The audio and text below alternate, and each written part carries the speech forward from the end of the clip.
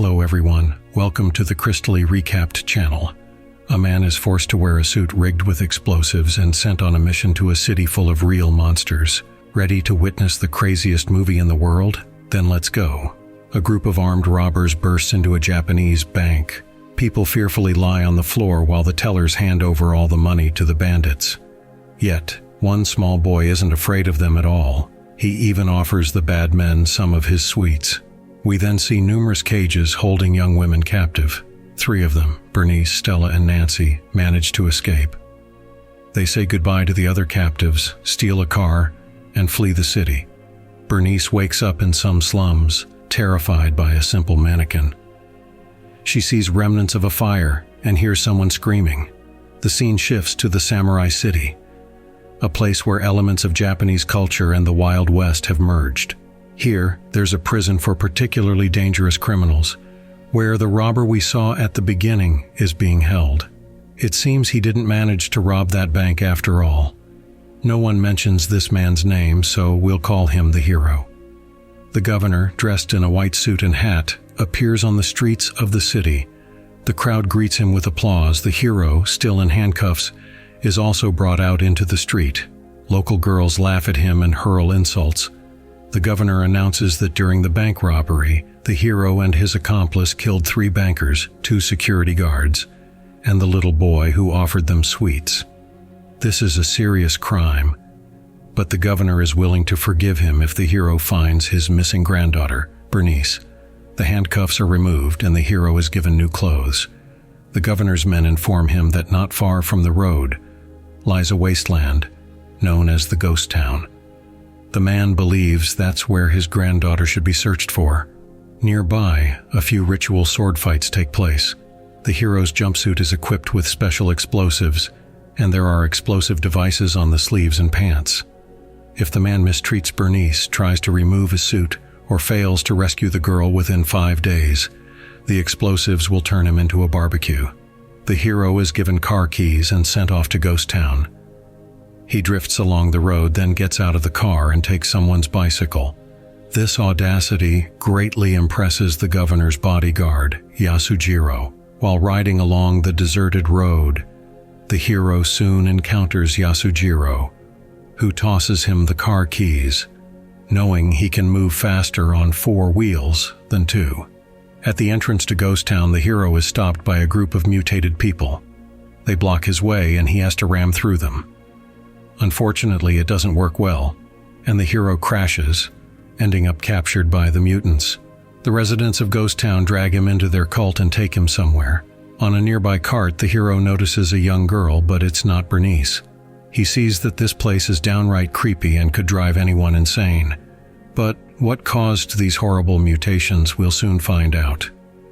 The hero is surrounded by some crazy cultists led by their preacher. He looks at the girl again.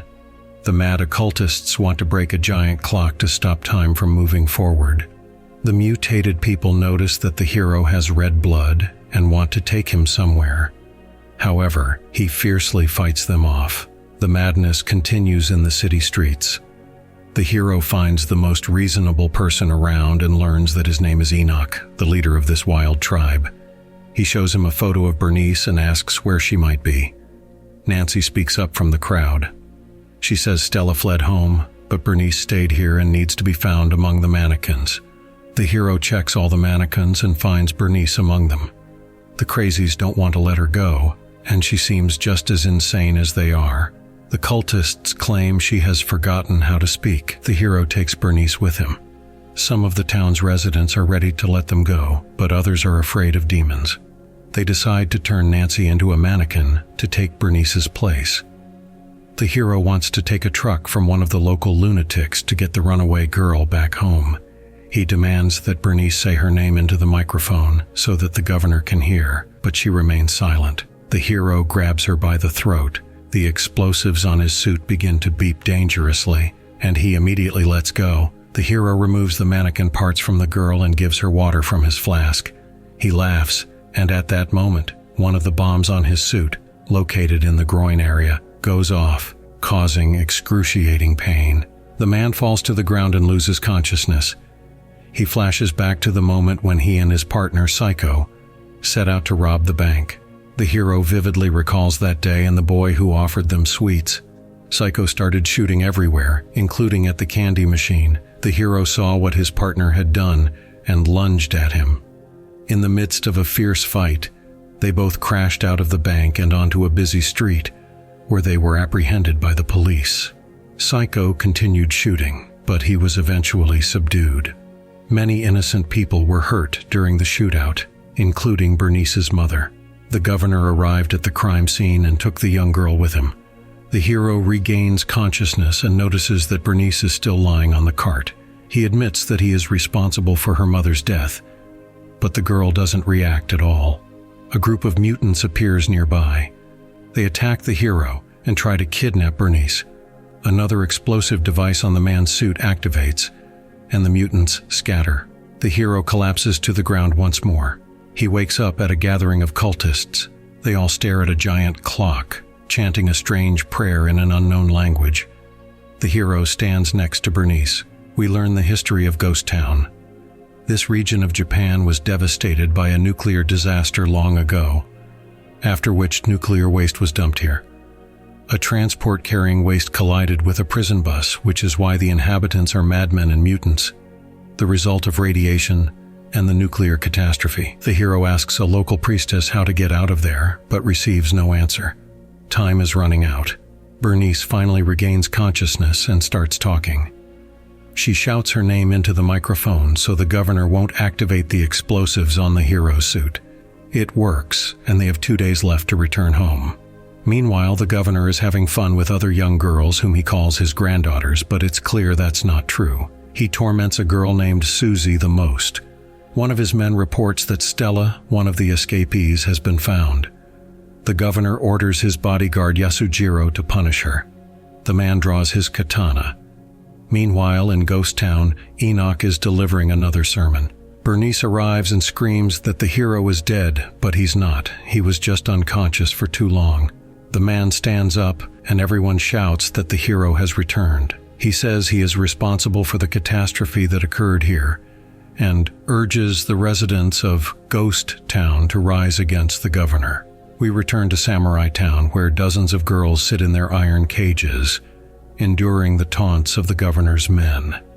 Yasujiro doesn't like this at all, and he takes up his katana once more. The man stands up for the poor girls and takes down all of their tormentors. Bernice wakes up from a nightmare. She dreamt that they were trying to turn her into a mannequin. During the day, she talks to the local children and promises to take them far away from this eerie place. The hero appears and tells her that it's time to hit the road. He addresses all the residents of Ghost Town, offering them a choice: stay here or join the revolution against the governor. The local Rat People squad agrees to help the hero and repairs several vehicles. Soon, most of the residents join them. The work continues even through the night. The local kids are thrilled as they love adventures. The hero bandages his wounded arm and, along with Bernice and the other residents of Ghost Town, sets off. He even puts on a helmet, though it's unlikely to save him from the explosives. On their way, the hero encounters his former partner, a bandit nicknamed Psycho. He is mutated severely and looks quite terrifying. The hero realizes that Psycho was on the prison bus that collided with the truck carrying nuclear waste. It seems he's the one responsible for the accident. Psycho accuses the hero of betrayal, to which the hero responds that cruelty is unnecessary. Sure, you can rob people, but why take their lives?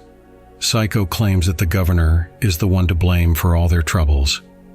He suggests that the hero personally take revenge on that scoundrel for all the evil he has done to people. A nuclear mushroom cloud appears in the sky. People look at it with both fear and hope. Meanwhile, in Samurai Town, the governor continues to assert that he is the coolest and most influential person there. The man is convinced that he is a true god here. The crowd supports him, but only Susie refuses to look at her tormentor. The hero and Bernice return to Samurai Town. They are immediately surrounded by guards. The governor pretends to be overjoyed to see his runaway granddaughter. The hero demands that the explosives on his suit be disarmed. The governor refuses, so the hero takes Bernice hostage. Susie, fed up with the madness, runs to a machine gun and takes down several of the governor's guards. Unfortunately, in her rage, she doesn't watch where she's shooting, and many people, including her former friends, fall to the ground. The hero joins the fray. He fights impressively, taking on a whole crowd. Bernice tries to save the wounded Susie, but the governor's men won't let her through. Yasujiro then rushes to help.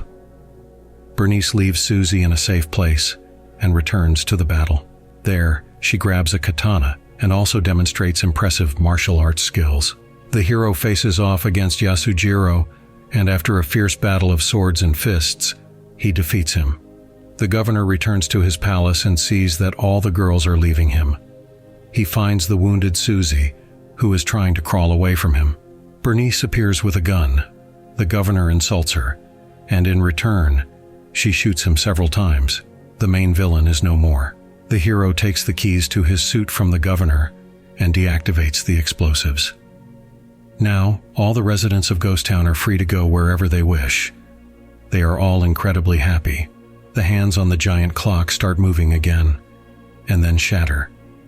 The hero, Bernice, and Susie watch as life in Samurai Town begins to stir once more. This is the end of the movie. That's all for today. Subscribe and like if you want more videos like this.